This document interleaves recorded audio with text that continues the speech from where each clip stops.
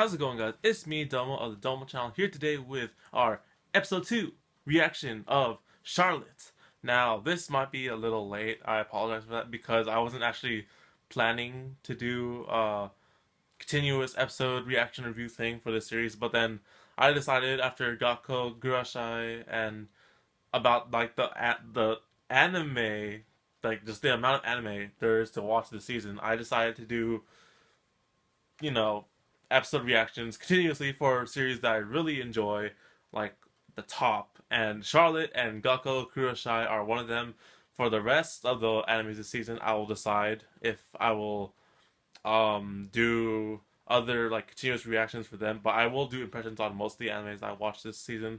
One of them you can probably expect is Gate. I've been liking Gate a lot, and so that's just a little hint for the future. So back to Charlotte, the anime. Now, this anime, my goodness, I'm a huge fan of this anime so far. So after the first episode, it was just downright brilliant. And one thing I want to get off my chest right now is that the anime opening and ending, brilliant. It's just, dude, watching the opening for this show is just like, oh, dude, I love this anime even more. The ending, even just great. I love this anime. There's nothing ever wrong with this anime, but that's just me of being a fanboy. So, anyways, speaking too fast. So, this episode, if you haven't seen the first episode, watch the first episode because otherwise anything in this episode will not make sense most likely.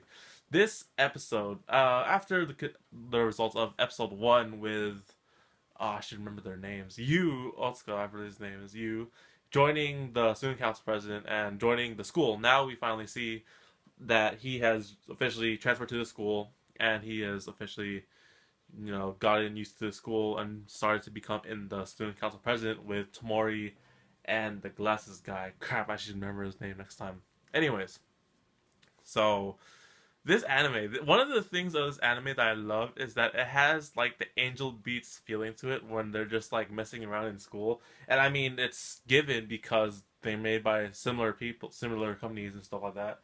But then like it just feels just like it. Like in the beginning mostly when Yu gets transferred to the school, he's in the same class with Nao and the glasses Megane-kun, let's call him that for now. Megane-kun. And then there's this one part in the anime where like in the beginning when they're getting lunch, right? And basically Megane-kun and Yu go to the cafeteria to get sandwiches because Yu doesn't want to eat the sandwich or the lunch that his sister made him. And freaking Megane-kun thought of the idea to get sandwiches and then the line was too long. So what he proposed to you was to teleport and take the sandwiches and pay while he is teleporting. And I thought that was a bad idea because if you don't remember from episode 1, Megane-kun can't control when he stops when he teleports, which is a imperfection to his power.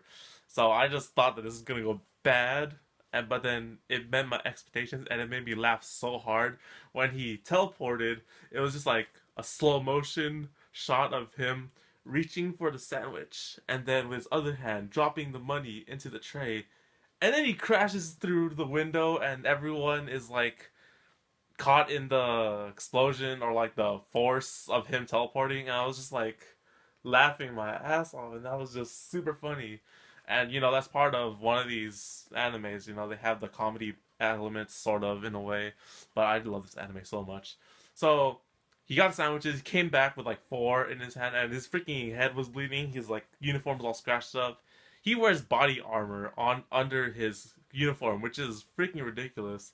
So I just love that segment, and that was part of it. One of the other things I really enjoyed about this episode was the fact that we we finally see them in action. Like what I mean by them in action, like the student council in action. So afterwards, they all met in the student club room, which looks pretty awesome for a club room or the student council room. And we see this other student of the school who like looks like a certain someone I know in Angel Beats, but he has this power to determine the location of other people with powers and what their power is. He finds out that there's another student with powers in another school, and his power is thoughtography. And I was like, what the heck is thoughtography? So I was just waiting for it, right? They go to the school. You, Megane-kun, and now go to the school. They start investigating, looking around for like rumors of photography. So I was like assuming it's like photographic stuff, right? So then you being like now another thing I got sidetracked. One of the things that in this anime surprised me a lot was you being like really hesitant to being in the school, and it's like, oh, everyone in this school has powers and stuff like that, and it's like getting used to this new school, and like everyone supposedly has like the potential to have powers, or so basically, yeah, everyone in the school is like a candidate and who might like get a power, but not essentially not all of them have one. And the reason why he's so hesitant is like, do we really need the schools? Like, why do we have to transfer schools just to hide people with powers? And then now replies to him because of what happened with her brother, and I'll explain that after the parts of the thing. So far the story is getting like expanding so much, and I love that. So back to the case with the other photography power. They go to the school, they ask around, and they find this kid who has pictures of a girl in her underwear. And with the help of you and his mind controlling or switch body powers, they find him, and they're able to find the mastermind behind the photography power and these pictures of girls in underwear. And it was possibly this captain in the archery club, and they have this little fight, and like seriously, like the story and background behind these people is just dang right amazing. So basically, the reason why the student with photography is taking these pictures of or making these pictures of girls in their underwear is to sell them for money because his family is sick, and he wants to support them. And just like after hearing that, I was like, darn it, now he doesn't look that much like a bad guy. It's like, okay, this guy is a pervert. He is selling nude girls pictures of girls in underwear. Let's get him and have him transferred to our school. He's a bad person. And then when you learn about his family situation, I was like, oh crap, I misjudged him. And I was like, darn, this anime got me. So yeah, he attempts to bribe now with a picture of her in her underwear, but then luckily with the superpower of switching bodies for 5 seconds, they take his body and hand over the picture, and nothing happens, right?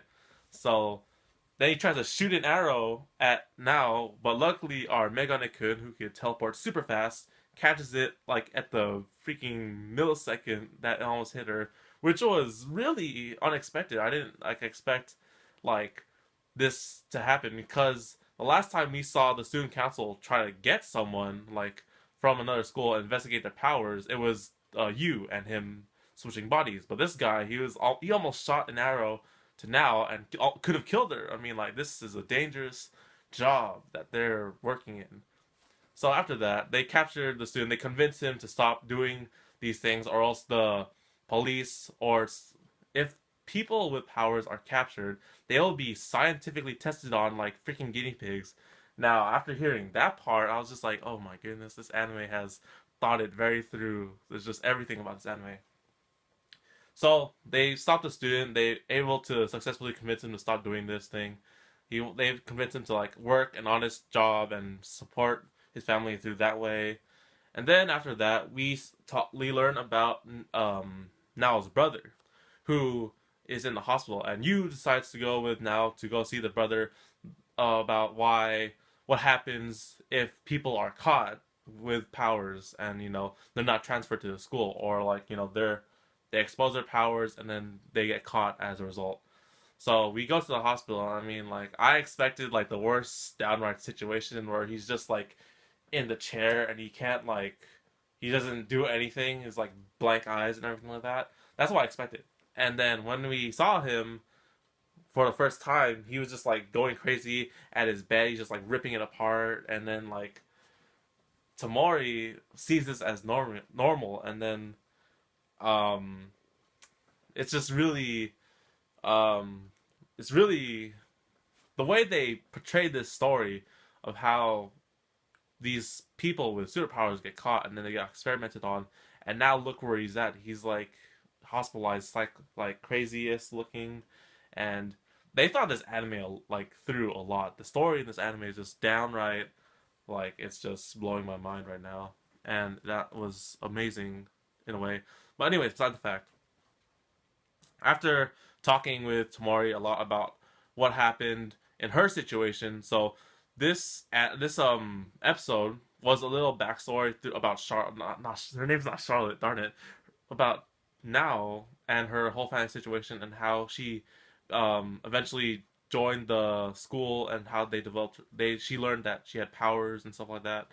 So it was a pretty interesting backstory and pretty terrible, sad one, in fact. And that's what Key does to you. So after they visit the brother, that's basically the end of the episode. Now, I want to talk about some things that I think about this episode and like the characters and plot and everything. Tamori, or now basically, she seems like an interesting character in this anime, and I probably sure it's because of her backstory, background, S kind of thing. Because throughout the anime, we see her like she's really weird in fact because in class she's all quiet, she doesn't socialize with the rest of the girls, and you know that there's reasons why for that. And then at times when she was like in the school talking to the captain of the archery club, she would act like hecka differently, and then on the way to see the brother with you, she would act all like I don't know, something's like she seems really, I don't know how to put this in words, but she has like these multiple personas or something like that. She has like different expressions. I don't know how to explain this, but then like in the first episode, we see her as like a calm, cool, collected student council president doing her job, right? And then the next episode, in this episode, well, actually, and then she's actually playing with the sister of you. She seems like a happy-go-lucky fella. And then in this episode, she seems isolated with her whole class and everyone because she's a student council president. And then the next thing we know, she's like a happy-go-lucky girl who is making fun of. She was, I don't know. It's weird to explain how she acts, but I think that there's something up with her and her whole character. But you know, that's for future episodes to come. This is only episode 2. And the other thing that I want to talk about is when you and Tamori talk with the brother, or they're talking about like their whole family situation. Now tells you about how that it's more likely that siblings get their powers passed on because they're siblings. Because the older brother had like a power to do like something with his guitar or like his voice or something like that. I forgot. And then now got her power because of a higher rate because they're siblings. So this makes me think that there's a possibility that Yu's younger sister could possibly have a power in the future of this anime, and we don't know if that's gonna happen. But I mean, it's a possibility because siblings are most likely to inherit powers as well from their older siblings. Blah blah blah blah. So yeah, I have a feeling that Yu's sister might have obtained some sort of power later on in the anime, and then there's gonna be this whole um, tension or like story plot thing with her, which is an interesting idea. I like that because it brings a lot more to the story, and she seems like a very important character in the anime itself because like the main characters mostly in this anime are the the 4 student council president or the people of the student council and the sister because she's too involved with you. So yeah, I have some high expectations for that. There was something else. Oh yeah, another thing that we don't know yet is the other member of the student council, which I don't remember her name because she's the one that we don't know yet. She's the idol that appeared in the first episode of Charlotte. We haven't seen her yet, which is, you know, it just brings a lot of possibilities for things in the future. And I mean, yeah, this is only episode 2, but this anime is freaking brilliant as heck, making me overthink things too much. So yeah, that's it for this episode reaction review of Charlotte. This thing is freaking amazing. And I can't wait for next week's episode, which is actually coming 3 days from now, if I'm correct from the time that I'm looking at my clock over here.